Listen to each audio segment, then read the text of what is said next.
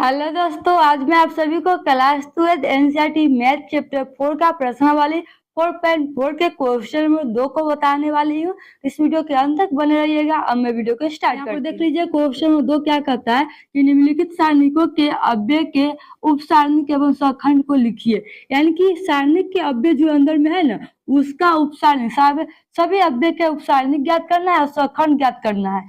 तो हम लोग जो है कल के वीडियो में देखे थे 2 गुने 2 कोटि के उपसारणिक सखंड निकालने की तरीका, और आज के वीडियो में है ये 3 गुने 3 कोटि के।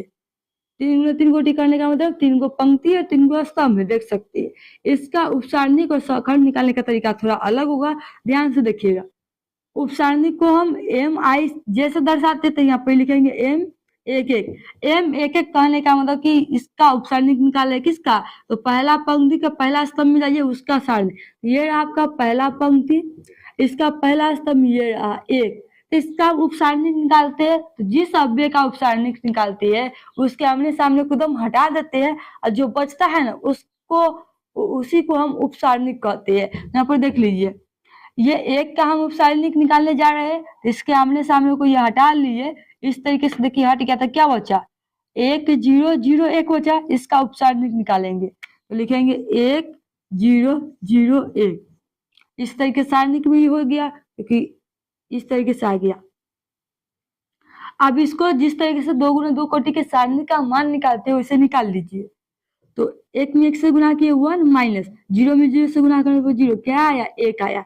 यानी कि एम एक एक का उपसारणिक 1 आया। इस तरीके से निकलता है 3 गुने 3 कोटि के सारणिक का उपसारणिक। समझ में आया, देख लीजिए। चलिए अब निकालते हैं एम एक 2 का, यानी कि पहला पंक्ति के दूसरा स्तंभ में चलिए। यही रहा पहला पंक्ति, इसका दूसरा स्तंभ ये रहा, तीसरा स्तंभ ये रहा।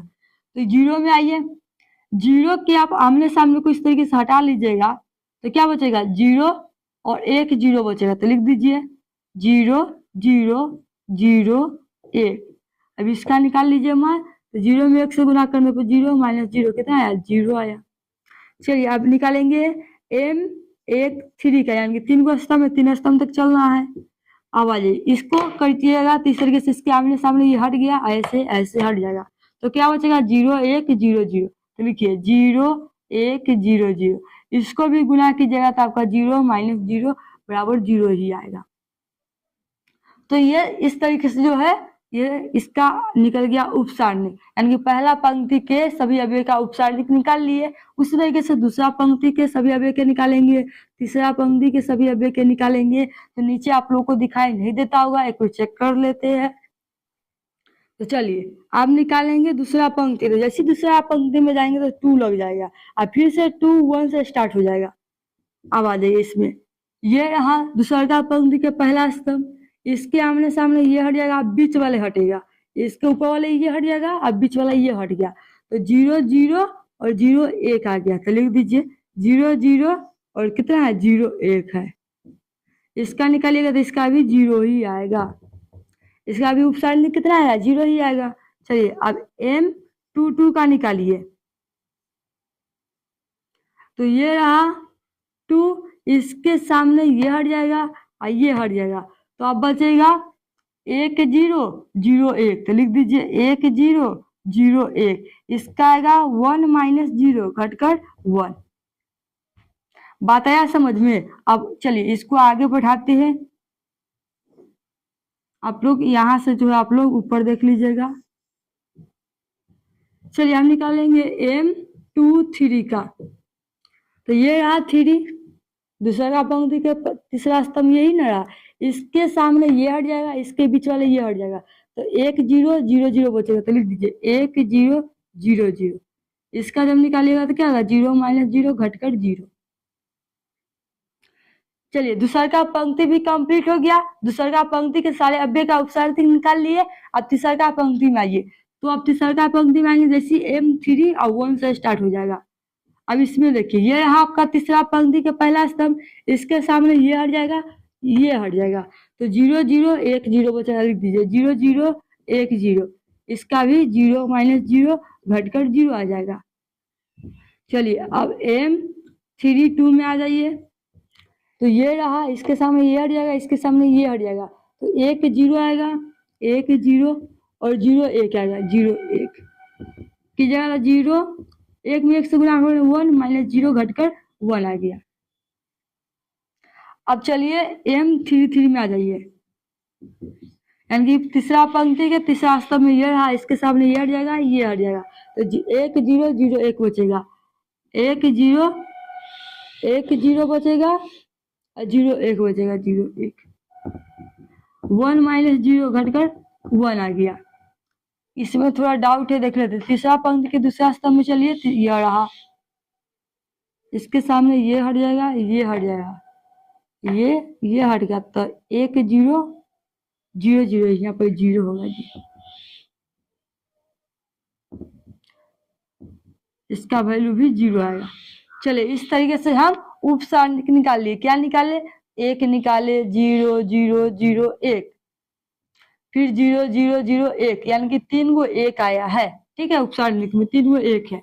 आप निकालते हैं स्वखंड, तो उसको निकालने के लिए स्वखंड निकालेंगे तो क्या लिखेंगे? ए से, और जैसे यहाँ m 1 1 लिखे थे, स्वखंड में 1 उसको दर्शाते हैं, तो यहाँ m के जगह पर a हो गया, जो 1 1 है तो उसको भी लिख दीजिए 1 1। अब इसका तो सूत्र होता है -1 के पावर, जो यहाँ पर 1 के बगल में जो रहता है उसको जोड़कर लिखते हैं, तो 1 1 को जोड़िएगा तो 2 इंटू में इसका उपसारणिक क्या निकाले है, तो 1 निकाले तो 1 लिख दीजिए, तो ये 1 हो जाएगा। कैसे 1 आया देख लीजिए, शॉर्टकट कर रही है ताकि हट जाए। -1 का स्क्वायर की जगह तो +1 होगा, +1 में 1 से गुना की जगह तो 1 ही ना होगा, इसलिए इसका स्वखंड 1 आ गया। चलिए m 1 2 का निकालिए, तो -1 और 1 1 को जोड़िएगा तो 3 इंटू में इसका स्वखंड कितना है? 0 है, तो 0। जब 0 इंटू में आ गया तो बुझ जाइए उसका आंसर ही 0 आ गया, क्योंकि 0 में कोई भी बड़ा संख्या से गुना करने पर 0 ही आएगा। चलिए अब निकालते हैं a 1 3 का, तो -1 इसका पावर 3 1 4 हो जाएगा, इंटू इसका भी 0 है, यानी कि इसका स्वखंड भी 0। जिसका उपसारणिक 0 है उसका स्वखंड भी 0 ही होगा। चलिए हम निकालते हैं। चलिए पहला पंक्ति खत्म, दूसरा का पंक्ति में आएंगे, दूसरा का 1 2 1 का निकालेंगे तो -1 और 2 1 3 गुने इसका क्या हो जाएगा? देखिए 2 1 का 0 है, इसका वैल्यू भी 0 आ गया। चलिए हम निकालते हैं 2 2 का, तो -1 2 2 4 इंटू में इसका कितना है? 1 है, तो 1 लिखेंगे, यानी कि इसका वैल्यू 1 आएगा। प्लस में 1 आएगा, क्योंकि -1 के पावर सम है 4, तो सम है तो यानी कि +1 होगा, +1 भी 1 से गुना करेंगे तो 1 आएगा। चलिए आप आगे देख लीजिए, इसके आगे नहीं दिखाई देता होगा आप लोग को। चलिए हम निकालते हैं 1 2 3 का, तो -1 का पावर कितना जाएगा? 1 और 2 1 3 कितना? 5 हो जाएगा, 2 3 5 इंटू में इसका स्वखंड देख, इसका उपसारणिक देखेंगे क्या निकाले हुए, तो ये रहा 0, तो इसका वैल्यू भी 0 आ जाएगा। अब निकालते हैं 3 1 का, तो -1 और 3 1 4 इंटू इसका उपसारणिक कितना है? 0 है, इसका वैल्यू भी 0 आ गया। अब निकालेंगे a 3 2 का, 3 2 का उपसारणिक क्या होगा? 3 2 5 हो जाएगा, इंटू इसका सारणिक भी, उपसारणिक कितना है? 0 है, तो 0 लिख दिए, तो इसका वैल्यू भी 0 आ जाएगा। अब निकालते हैं a 3 3 का, तो -3 और 3 3 6 इंटू उपसारणिक इसका कितना है? 1 है, तो 1 लिख दिए। देखिए -1 का पावर क्या है? सम है, तो +1 होगा, +1 में 1 से गुना कीजिएगा तो 1, यानी कि जो उपसारणिक निकला है वही स्वखंड भी इसका आया है। तो इस तरीके से उपसारणिक और स्वखंड आप ज्ञात कर सकते हैं। तो सेम क्वेश्चन नंबर 1 का 2 है, जो आप लोगों का होमवर्क रहा, आप लोग इसको जरूर बनाइएगा।